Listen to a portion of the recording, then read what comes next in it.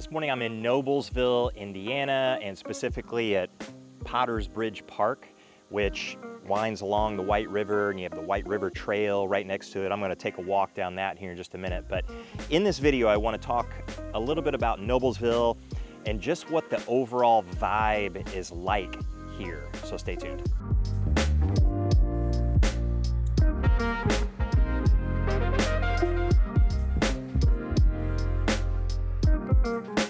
Hey everybody, I'm Jason Compton with the Living in Indianapolis channel and team.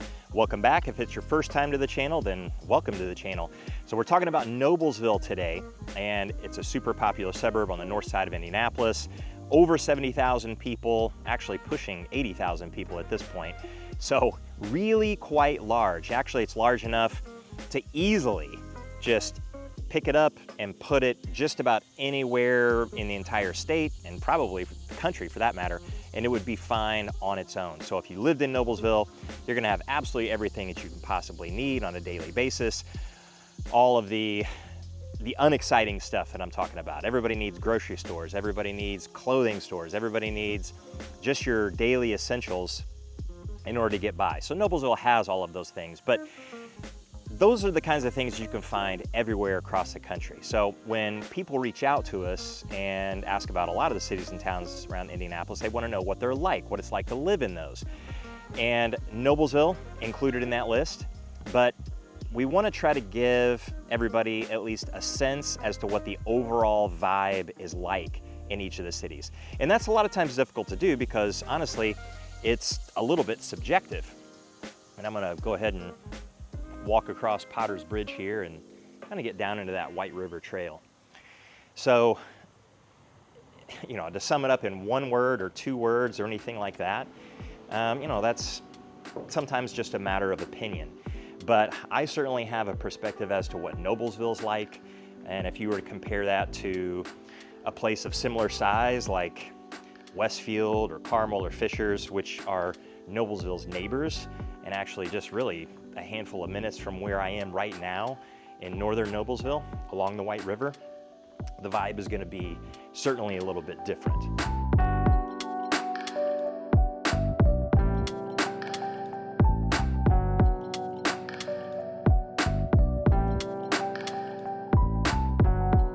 All right, here it is. Entrance to the trail. Bridge is back there behind me. Parking lot here behind me too. You can maybe see some of the cars. So overall vibe for Noblesville, I would say if you were to narrow it down into one word, it would be outdoorsy. And I don't mean outdoorsy as in completely rustic and everything is a wood floor or dirt floor or anything like that, where you just got tons and tons of hiking and camping. It's not exactly that way, although you can get a little bit of that for sure. But whenever people come to the Indianapolis Metro and they reach out and they, you know, can you help us out with exploring? Absolutely. So if you've got 2 or 3 days to spend here, we can help make your time a whole lot more efficient and give you actually a physical list of places that you should go and visit in each of the cities and towns that you're interested in, and help you get a feel for the personality of what each one of those are like. But we can also take it a step further than that. And in addition to those, so the type of home, let's say, that you're interested in, the price range you're interested in, we can line you up into some neighborhoods that match that in places like Noblesville or Carmel or Fishers or Greenwood or wherever it is you're interested in. So if you look at the list, let's just say of Noblesville, and I'm gonna read this list right on down, and once you visit these places, you'll get an idea that, you know, Noblesville, it is a little outdoorsy, or at least that's the theme that a lot of Noblesville has. But again, remember, these are opinions and it's subjective, so you might get here and explore it and even live here for 5 or 6 years and think, I don't really see it that way. But I've been to Noblesville enough over, gosh, a lot of years. I've been here since the 90s. And I really feel like Noblesville has this theme. So here's the actual list that I would give to people to go and visit And you don't have to spend a lot of time at each of these places, but at least you know they exist. You can go and visit it. And then when you're here for longer periods of time, you can get into exploring it a lot more, like this Potter's Bridge Park. I mean, this place is really cool, but it's not a modern playground. It's along the river. You can see the White River out here behind me. If I walk down this trail a little bit, you can see it out here behind me. Actually, somebody has a swing over there on the other side of the river. River's a little bit low right now, but you can drop a canoe in at Potter's Bridge, kayak up and down the White River. I've done that before, actually, years ago when I used to own a kayak, because I used to, and Noblesville would be a great place to go. But back to that in just a second. So I'd say to go to Dr. James Dillon Park. Really nice park, outdoorsy feel. Actually has a disc golf course there, some trails. You can bike there a little bit. Nice place to take the kids. But probably a little bit more modern than some of the other places. Morse Park and Beach. So Morse Reservoir is in Noblesville. Noblesville has a tremendous variety of things and has this giant, some people call it Morse Lake, but Morse Reservoir, all the same thing. But you can actually get into the water there on their beach.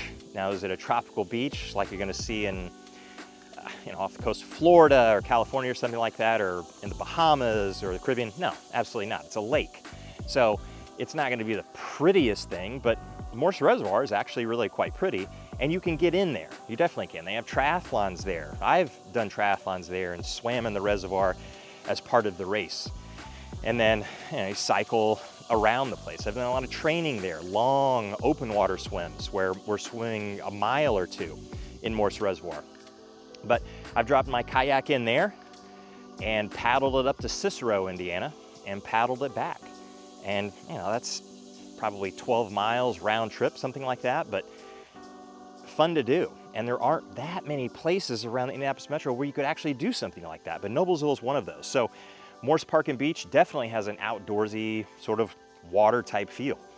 I'd say to go to downtown Noblesville, and downtown Noblesville, I think, just encompasses that whole feel of, we're not looking for super mega contemporary, everything brand new. Downtown Noblesville is really neat, but it's not for everybody.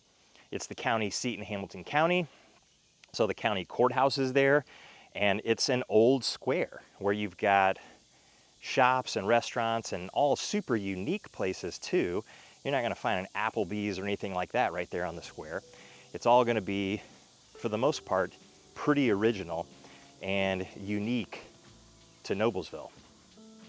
So, that of course would be places that just kind of gives it that overall vibe of being something that, they're holding on to classic Noblesville, what it's looked like for a very long time. And of course, you're outside when you're walking around the square in Noblesville. Next one on the list would be Strawtown Koteewi Park. What a unique place. This is pretty far north in Noblesville, and I'm not sure there are that many people even know that that park exists. But in that park, of course, you've got some hiking that you can do. This is a place where you can actually camp. So, morning. And you can horseback ride there. So you can rent horses to go horseback riding. They have an archery range, and not just like a silly small archery range. It's quite legit, and it's really quite large. Cool place. They have a really large hill there for tubing in the winter. So you can go up there whenever we get some snow. They can also manufacture some snow there. We don't get that much snow, so a lot of times you have to manufacture snow for things like that, which can be done. And you can tube there, but it's all outdoorsy, and it is one of the most unique parks, and you just really aren't gonna find something like that in other places around the metro. And then of course, Ruoff Music Center. Now around here, we call it Deer Creek. At least people that have been around for a long time, at least since the 90s. And you'll see a lot of things out here named Deer Creek, but Ruoff Music Center is the largest music venue in the entire Indianapolis Metro. And that doesn't include Gainbridge Fieldhouse, where the Pacers and the Fever play, or Lucas Oil Stadium, which is where you have huge concerts like Taylor Swift playing a couple of nights at Lucas Oil Stadium. So that would be gigantic. But you can fit 25,000 people or so, somewhere in that range, in Ruoff Music Center, Deer Creek. And you get bands, whether you're a fan of them or not, like Dave Matthews Band. They're a gigantic band. They spend 2 nights here every single year, and they sell it out every single year. But that's all outside. So there's a season for it. Opens in the spring, goes through the summer and into the fall, and October, that's kind of when the last concert actually happens there at Ruoff. But that's one of the biggest attractions in the entire Indianapolis Metro for music, and it's right here in Noblesville. So that's some pretty tremendous variety. Then you get to Federal Hill Commons. Federal Hill Commons is close to downtown Noblesville. It's really kind of part of downtown Noblesville, speaking of music. And it's an outdoor music venue, more for small bands, local bands, and it's gonna be more than Ruoff is, a whole lot more family friendly. So parents can bring their kids, they can run around right there in the grass, and we've got some cool cover bands playing and just some free concerts, that kind of thing. So that again is outside, outdoorsy. Hamilton Town Center. Hamilton Town Center is a giant outdoor mall with actually some really good restaurants mixed in there too. And Livery is one of them. It's one of my wife and I's favorite restaurant. We really like that one. We love the one downtown along Mass Ave on College Avenue. That one has an awesome vibe. Really cool place. But Hamilton Town Center, it's in Noblesville. A lot of people think it's Fishers, but actually Hamilton Town Center is Noblesville. But it's an outdoor mall. Now that's where you can get a lot more contemporary and a lot newer, and you're gonna, of course, not have quite the vibe that I'm walking through here right now, but it's still a place that you need to see, because if this is all you see in Noblesville, then this is all you're gonna think Noblesville is, and it's not that way. So Noblesville can get to be like this that I'm walking through right here, but it can also be that you find there in Hamilton Town Center.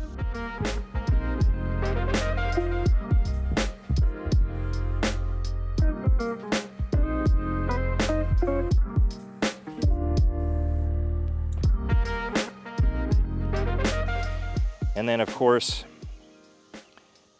we get to Forest Park and the Aquatic Center. This is a huge, huge park and a very popular park in Noblesville, and the Aquatic Center there. So the park itself, very outdoorsy, absolutely that kind of theme, but then you have this extremely modern pool and aquatic center where you can have springboard diving, you can have platform diving, and of course it's a place where you can bring the family and the kids too. So not a place that's run down or rustic feeling. That one is more on the contemporary side, but it's mixed in there with that feel that Forest Park has. Awesome, awesome park. And then Mojo Up Sports Complex. That's another place I'll tell people to go, just because, again, if you're getting into a lot of places like this, you want to be sure that there's some modern places around, because remember I told you, Noblesville is over 70,000 people, pushing 80,000, and you could pick it up and put it anywhere and it would survive really just fine on its own because it has everything that you need. Well, what about kids sports? So Mojo Up Sports Complex is a pretty good example of the fact that kids sports, kids activities are really big through here. It's a family-friendly place. And that complex on the inside is enormous. Basketball courts, they actually have baseball fields on the inside of it too. So our kids last winter on a couple of basketball teams played maybe 35 games over the winter, something like that, or 30-ish games, somewhere in there. It was over 30, I know that, because boy, we ran around an awful lot. I'd say almost half our games were probably played in that Mojo Up Sports Complex on their basketball courts. It's a state-of-the-art facility where you can practice not just basketball, shooting mechanics, computerized, where to give you launch angle, spin of the ball. I mean, just crazy stuff that you can really dial in on. And then it's the same with baseball and hitting in there. So when you're talking that level of modernization more than anything, or just something that's pretty slick, it's neat to see something like that in Noblesville. and it has Finch Creek Park right next to it, which is a really more modern playground. One that you don't see as often in Noblesville because most of the playgrounds are integrated with places like this, and they're going to feel a little bit more natural and just not as artificial, like they were just put on a blank piece of land somewhere. We just need a playground right here. Most of them are going to be a little bit more like this. So